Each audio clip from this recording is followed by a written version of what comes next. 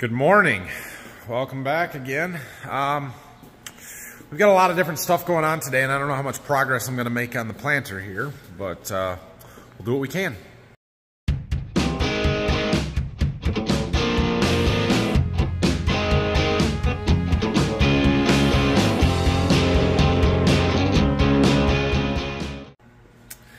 So in a few minutes, our insurance agent is coming out. We've got to go over our farm insurance policy. So we've got that meeting coming up here.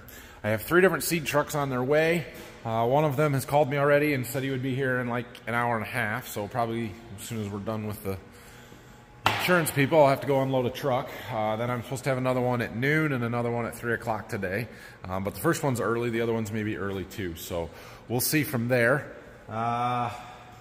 I can't do a whole lot more with our fertilizer system on here until we either get the cylinder repair kit done, which those are coming, those seal kits are going to be here today, so we'll probably be changing seals in hydraulic cylinders this afternoon, or we get the meters washed up and the rest of the opener discs installed so that we can fold the planter up and check our towers to make sure that they are going to clear and everything is good there. Which means this morning, when I do have a little bit of time to work on stuff, I think I'm going to work on doing some of these opener discs and trying to keep that stuff progressing, I guess, a little bit. And then if we have time and we're not changing cylinder seals this afternoon, we'll work on these. So yesterday I didn't think I was going to be here tomorrow on Friday, but now it kind of looks like I will be. So when Brock's here tomorrow, I can help him with some of this stuff too. Well, I got a half a row done. I just got to put the gauge wheels back on, but it's meeting time. All right. Insurance meeting is relatively over. My seed truck just went by, so I got to go get him unloaded. Have I ever told you guys how much I hate insurance? I do. I hate it. I hate it. But it's necessary. We do have a pretty good agent. But yeah, crop insurance, personal insurance, farm insurance. It's how much money I pay just in case something happens. Oh, I hate it. Wow, we got quite a pile here. They sorted out all that plot seed yesterday and split it up into different piles and where it's going to different farms and stuff. So that's all cool. Good deal. I think my pile is over there, so each one of those bags of beans is a different variety. Same thing with the corn. I actually have 2 corn plots, one for here and one for Berkey. That's a lot of beans. Dang, that's a lot of beans. Oh, that's all right. Cool, good deal. Oh yeah, I was gonna film that, I forgot. 8 boxes of beans on that truck for one of the guys that I custom treat for. So that's good. We're accumulating a big pile in there. I got 2 more trucks coming later today. One of them I think only has a few paper bags. The other one I think still has quite a few boxes on it. Okay, back to work on our planter temporarily until another truck shows up. All right, so we're taking openers off and replacing them here. Obviously, I've talked about this already a little bit the other day, but Brock left me with the hard ones to do between the tires and underneath the main frame here. That's all right. That's all right. We'll get them. So I'm taking them off, just looking at stuff, inspecting like I was showing the other day, making sure nothing's broken, wore out, anything like that. And we'll take our old openers over and throw them on the scrap pile, or the temporary scrap pile, until they get moved to the next temporary scrap pile, to the actual scrap yard where we get something out of them, I guess. And I'm gonna grab our new ones and go get them put on. So I'm putting the blades on there and then just snugging them up with that impact. That's tight enough to get them to where we can check the contact gap on them, and then we'll torque them down with our torque wrench. Well, I just pulled my business cards out of there, but so we're checking that contact area on the front of these openers right in here and how much of a length they're actually touching each other here before they spread apart as they go underneath the bottom to create our seed trench. I shoot for 2 inches. The book specifies 1.5 inches to 2.5 inches. When they're brand new openers like this, if we're a little over 2 inches, that's okay. If you're closer to that 2 1/4, because they're going to wear, and then that contact area will get a little bit less and less as farther they wear in. But at 2.5, I haven't had a lot of issues with it, but I've heard that it's really hard on the bearings, and you'll have bearings start going out. Now, on the beam planter, we actually had some of them shear off these rivets, and maybe that's why. Maybe we had too much contact area on them, but that was the first I had ever seen of that happening. So I don't know. I shoot for 2 if we're a little closer. I'd rather be 2 1/4 than 1 3/4, I guess is what I'm trying to say. So that one is good. So we put our dust caps back on and we can get our gauge wheels set. Okay, those gauge wheels are on. And once again, when we're adjusting these, you want them to drop on their own, but you want to be able to spin them. The thing is, when they're in operating position, they're not down like this, so it's a little tight when it's down, but when you lift it, it spins much easier. And it's going to be up here when it's planting it in the field, because they're going to ride up till they hit this stop here. So they're a little, you kind of got to lift them up to check them. Every now and then I pull an old one off and I just check it. This one seemed particularly worn, almost down to 14 1/4. They just wear a little different apparently. All right, I got a gauge wheel that's a problem. So I've been trying to adjust it to get it to move up and down on its own, and I've got it out where it's not even touching the blade, where like not even close to the blade, and it's still, when I tighten this bolt up, it wants to stay up, which means that the threads on this bushing are dirty and gummed up and it won't pivot on it very good. So we got to take it apart, take that out, and get it all cleaned up. Well, I cleaned that up so I can turn it by hand now. Lubed it up a little bit more. There's a grease zerk on all of these. They all will get greased when we're done with this, but they still need to be able to turn freely in there. Okay, well, I got 5 more rows done. We got 4 more to go. It's lunchtime, and I should have another seed truck showing up any minute, so I'm going to go home and eat lunch and wait for that to show up. Well, I'm back from lunch. Seed truck has not shown up yet. 1:15. Supposed to be here at noon, so they did call me, said maybe 1:30, so in a few minutes, but oh well.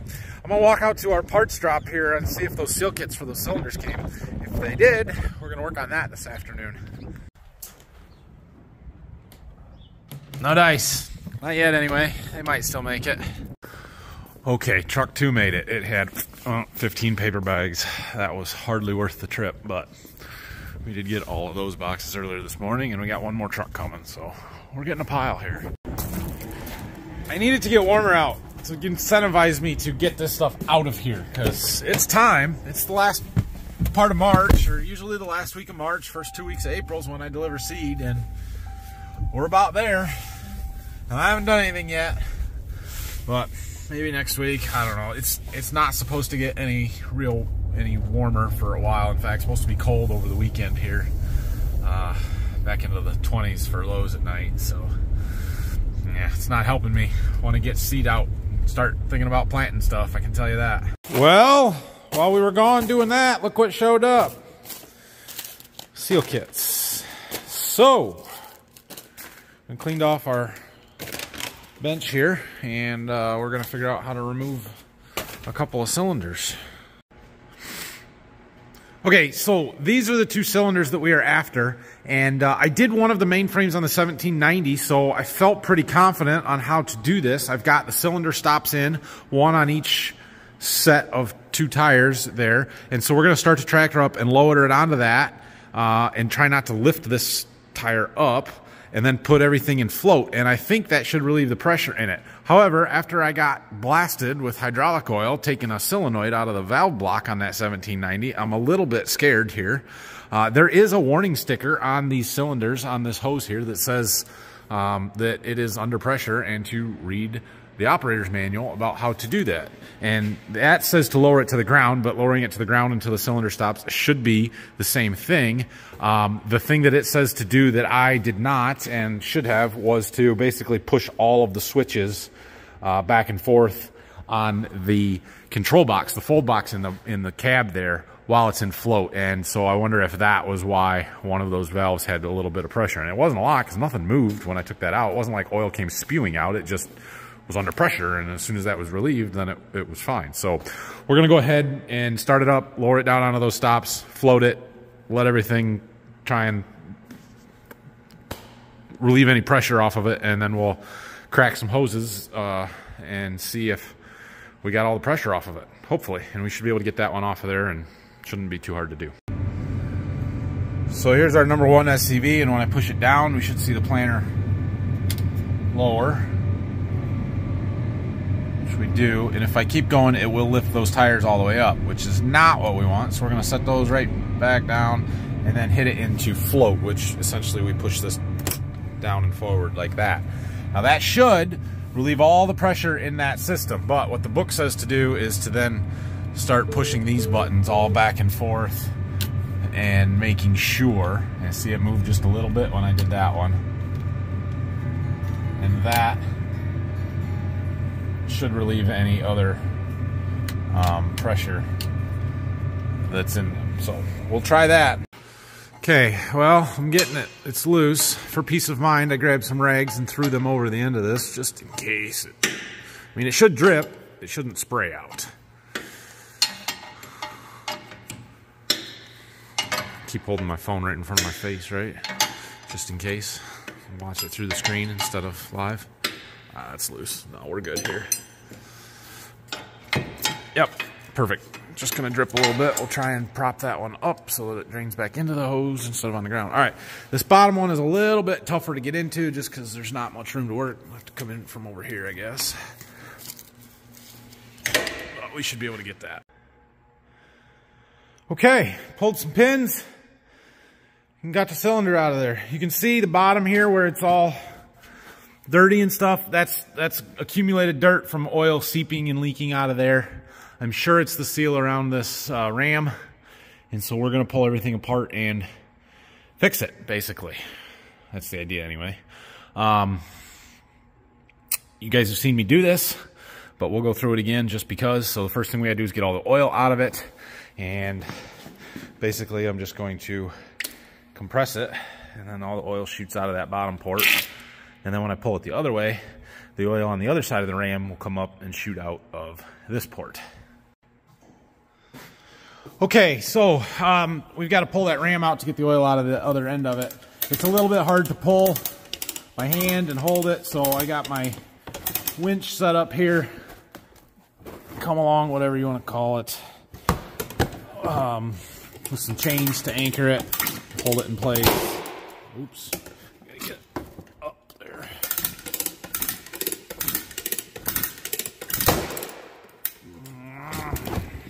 Breaking my thing. It's already cracked, so not a big deal. Okay, so now we've got all the oil out of it. I'm going to clean this edge up a little bit. There's a snap ring in there we've got to get off, and then we'll go from there. All right, I got that snap ring out, and I cleaned up that groove a little bit. I know we're taking this all apart, but it's important to keep it as clean as we can, because the enemy of any hydraulic system, whether it's the cylinders, the seals, the pump, any of it, is dirt. And so we want to try really hard to keep the dirt out of it. But anyway, now there's an internal snap ring. And so it's counterintuitive, but we need to pound this cap down and into the cylinder in order to push it past a groove. Yeah, so I get a punch and we put it on here. The last thing we want to do is nick up the cylinder rod, and maybe I should have brass, maybe I should have wood, I don't know. We're just going to do this very carefully, and we'll keep this out here, tap on that with a hammer, and it should pretty easily slide down in there. Like so. Nothing to it. All right, now we go to our kits, and we got to open that up. So here's our pile of seals along with those two, and if we go in here, we need this orange one that's not really a seal, and it's split and it's teardrop shaped. Can you guys see that? This is not a seal at all. It is a spacer, and it goes into that groove down in there, and that groove is what catches that snap ring that's inside there. And so this fills in that groove so that that snap ring has nothing to catch on. And then we pull on the end of that ram again, and it pulls that whole end plug, gland, whatever it's called, right out so that we can change the seals in it. Gosh dang, I tell you what, I'm getting so good at this, I didn't even have to hook up the chain to pull it. I just pulled and it came up. At least got that snap ring out, so I need to pull a little bit more, but I need 2 hands so I can control it. Otherwise, I'll end up dropping stuff and get it really dirty. Cool. Okay, we're gonna set this up here on the bench. All right, so there's our 2 pieces again. Here's that snap ring that I was talking about that catches in that groove and why we had to put the spacer in there. We've got seals here. We've got seals here. This is actually 2 separate pieces. Let me slide them apart. There. So this is the piece that stays right in the end of the cylinder, and the internal snap ring keeps it from popping out. This external snap ring that we had taken off first keeps it from pushing in. This is the plunger. I'm trying to work on my terminology with hydraulic cylinders. I've called it the ram before. I would yeah, whatever. But this part seals inside the barrel, and it gets oil pushed on either side of it to move the whole thing in and out. And that's how it works. So we need to take this nut off. Do we need to take that nut off? Yeah, we got to take that nut off so we can take this off so that we can slide this off so that we can get to those seals right there. So now on one of these cylinders that we did, this was extremely difficult to get off. On the other one, it zipped right out. So we'll see. I'm going to find a socket for it and we're going to try it and see what happens. And if we need to, we'll get the big impact out, but hopefully it zips right off of there. I don't know if this is going to work or not, but we're going to try it. Yeah, I might have to secure that end a little bit better.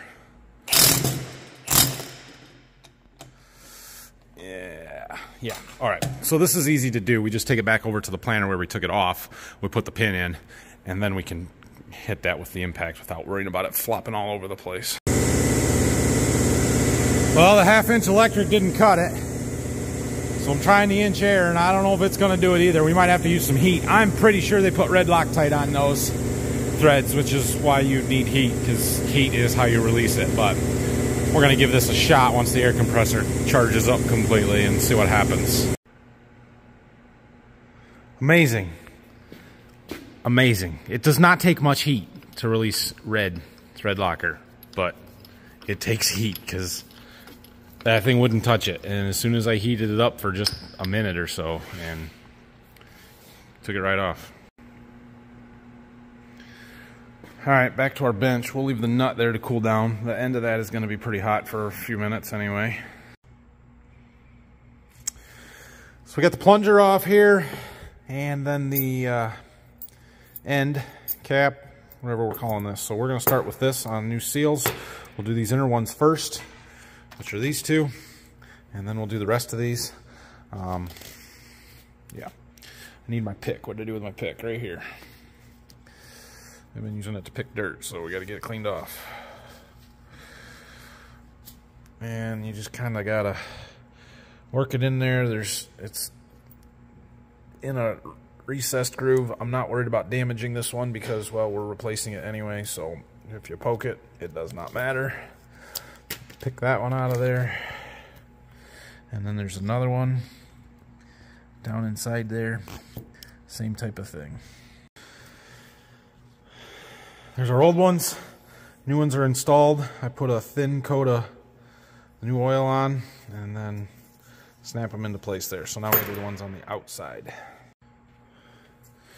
So there's 3 seals on the outside. This black one and this orange one that fit in the same groove. Telephone. And then a small one here. This is for that outer snap ring. That's the inner snap ring groove.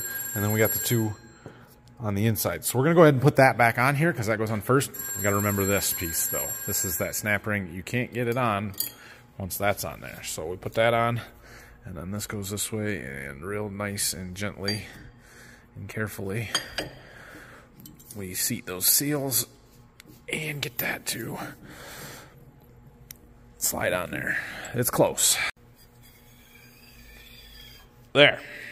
Okay. Now we got to do the seals on this. I'm still surprised that there is no seal on the inside of this or in this corner where that fits tight. They're completely relying on the pressure of that nut, the clamping force, to seal up the inner around the rod in this, because otherwise your pressurized oil will just pass through there. So, I mean, it's tight and they're machined nice and smooth, so I guess it works.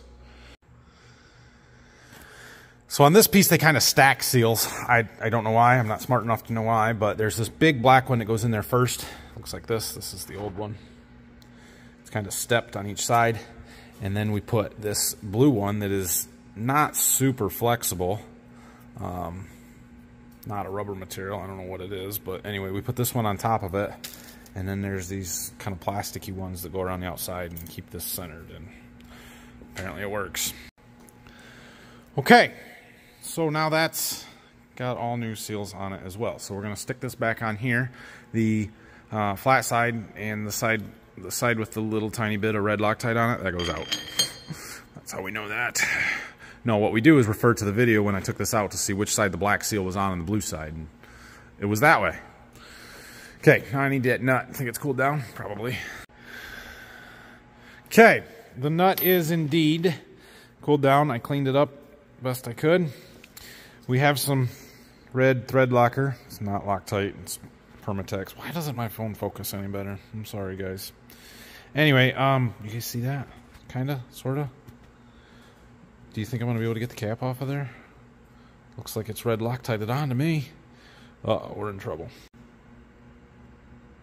Must not work on plastic. All right, let's see. This was this side in. That's too much.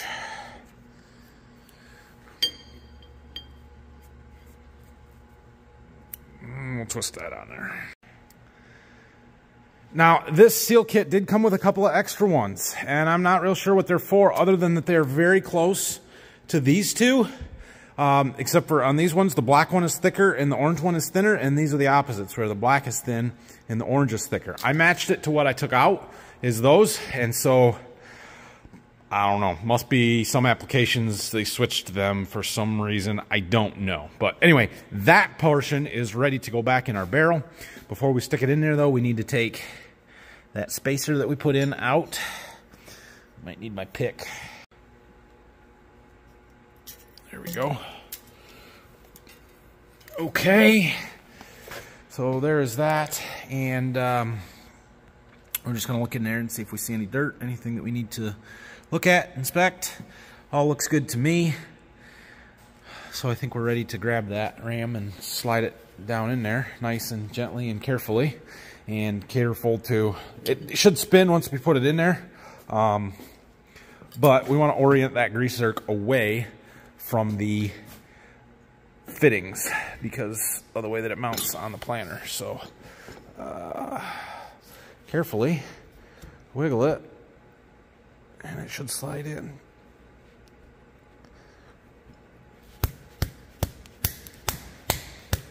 It's going. There it goes. Okay.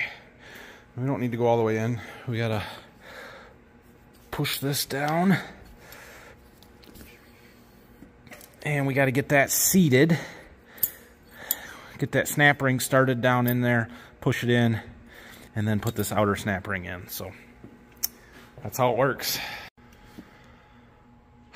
Okay, well, after a bit of a struggle to get that internal snap ring seated, I went and got Dad to have him help me because I was trying to use 2 screwdrivers and pry it and I couldn't tap on it. And he's like, why don't you get our piston ring setter sleeve? And I'm like, that isn't gonna work, there's no way. Yeah, it worked real well. And then we tapped it down in there until I heard it click. That ring's snapping out into that groove. Now we've got to set our external one in there, and then we're ready to put it back on. So, thanks, Dad. Third time's a charm, I guess. Almost knew exactly what I was doing there, except for getting that snap ring back in. But, yeah, we're good there. So, as much as I want to put this other one off and wait till tomorrow and let Brock do it, or help with it, I don't feel like getting all oily and dirty and yeah. Again, tomorrow my hands don't look that dirty because I just washed them, but they were worse. Anyway, we're gonna start the tractor up. Oh, we gotta hook our hoses up yet. I didn't do that. Yeah, we should do that before we start the tractor, otherwise we'll have oil everywhere. Yeah, so we're gonna hook our hoses back up, and then we're gonna lift it up and move that stop over to this one. Do the same float procedure again. Let every pressure off of everything, and then do that one. That one's going to be a touch trickier to get out of there because of that motor. This is our variable rate drive for the seed meters. That motor there is kind of in the way, but I think it'll be okay. It should still come out all right. I got that second one apart. Went pretty easy. The hoses were hard to get off because of where it was, but getting it apart's come pretty easy. My little handheld propane torch is out of gas and not working, so we had to break out the big one. It should not take much at this. I've got it turned down about as low as I can get it. We're going to heat right around those threads, melt that red Loctite, and then hit it with the 1/2 inch impact. I think we'll do it just fine.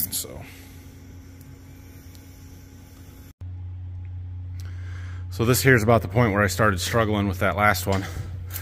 This fancy thing here, if we can get it slid on there. Put that on there, and then let me get it tightened up and I'll show you how it works. So I'm using this to compress that snap ring. Two-hand job. But once I can use that, it squeezes it into the groove, and then we can tap down. Really, we need to tap down on that block, use a punch, and it should help it get started. Okay, so I tapped on that. Now we'll let the tension off here. And voila, it's halfway down. Started already.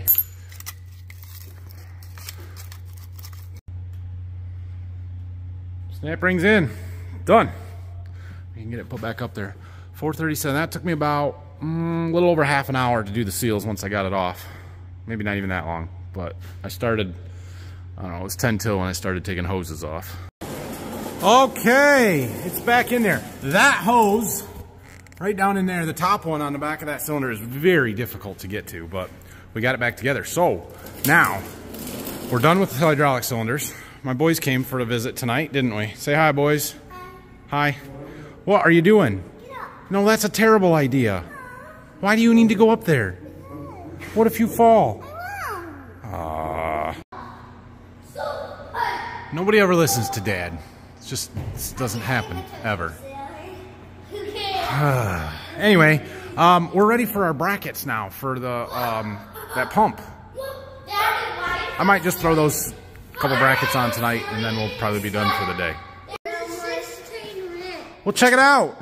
It bolts right up there.